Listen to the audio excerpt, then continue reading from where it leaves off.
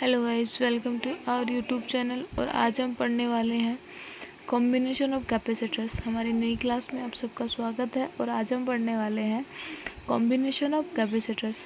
Capacitor के कितने combinations होते हैं वो हम देखने वाले हैं। कितने कॉम्बिनेशन से कैपेसिटर को जोड़ सकते हैं कोई भी डिवाइस के अंदर, उसके अंदर एनर्जी स्टोर कर सकते हैं, ये सब चीज़ें हम देखने वाले हैं। कैपेसिटर का कॉम्बिनेशन देखने से पहले मैं बताना चाहती हूँ आपको कि कैपेसिटर होता क्या है और कैपेसिटेंस क्या होता है। दो चीज़ें होती हैं एक इसके अंदर, एक कैपेसिटर होता है, एक सेकंड हमारा कैपेसिटेंस होता है। कैपेसिटर एक ऐसी डिवाइस होती है हमारी जो कि एनर्जी को स्टोर करके रखती है। वो हमारी डिवाइस होती है एनर्जी को स्टोर करने की। दो प्लेटों के बीच में ऐसे चार्ज की क्वांटिटीज़ के रूप में, उसको हम बोलते हैं कैपेसिटर बोलते हैं। और जो ये कैपेसिटर की जो कैपेसिटी होती है कि वो कितनी एनर्जी स्टोर कर सकता है, उस कैपेसिटी को हम बोलते हैं कैपेसिटेंस। एंड जो कैपेसिटर होता है हमारा, कैपेसिटर हमेशा उसके प्लेटों के बीच में से प्लेटों से जो पास होने वाला जो पोटेंशियल होता है उसके प्रोपोर्शनल होता है। कैपेसिटर से जो चार्ज होता है, कैपेसिटर पे जो चार्ज होता है, वो चार्ज हमेशा कैपेसिटर के प्लेटों के बीच से निकलने वाले पोटेंशियल के प्रोपोर्शनल होता है। सो इसकी जो वैल्यू आती है वो हमारी आती है चार्ज प्रोपोर्शनल पोटेंशियल।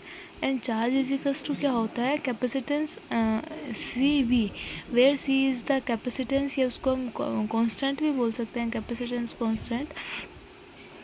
ये हमारा क्या होता है, कैपेसिटर होता है। एंड अब आगे हम पढ़ने वाले हैं कैपेसिटर का कॉम्बिनेशंस।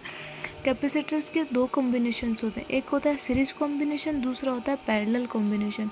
सीरीज कॉम्बिनेशन के अंदर क्या होता है कि एक कैपेसिटर का जो नेगेटिव पार्ट होता है वो दूसरे कैपेसिटर के पॉजिटिव पार्ट से कनेक्ट होता है। एंड अगला फिर जो नेगेटिव पार्ट होता है वो अगले कैपेसिटर के पॉजिटिव पार्ट से, पॉजिटिव प्लेट से क्या होता है, कनेक्ट होता है। उसको हम क्या बोलते हैं, सीरीज कॉम्बिनेशन बोलते हैं। एंड सीरीज कॉम्बिनेशन के अंदर सभी कैपेसिटर्स के ऊपर जो चार्ज होते हैं वो क्या होते हैं, सेम होते हैं।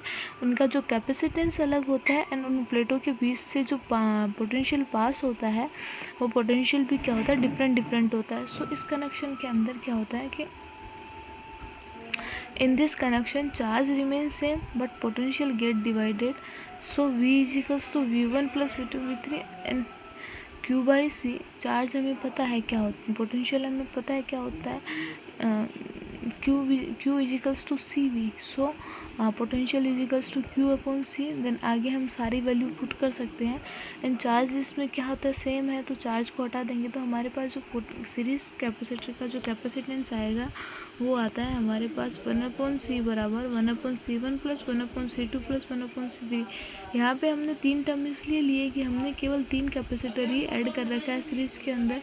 बट नेक्स्ट टर्म जितनी हम टर्म्स लेंगे उतने यहाँ पे क्या है कि हमारे यहाँ पे कैपेसिटेंस की टर्म्स आ सकती है।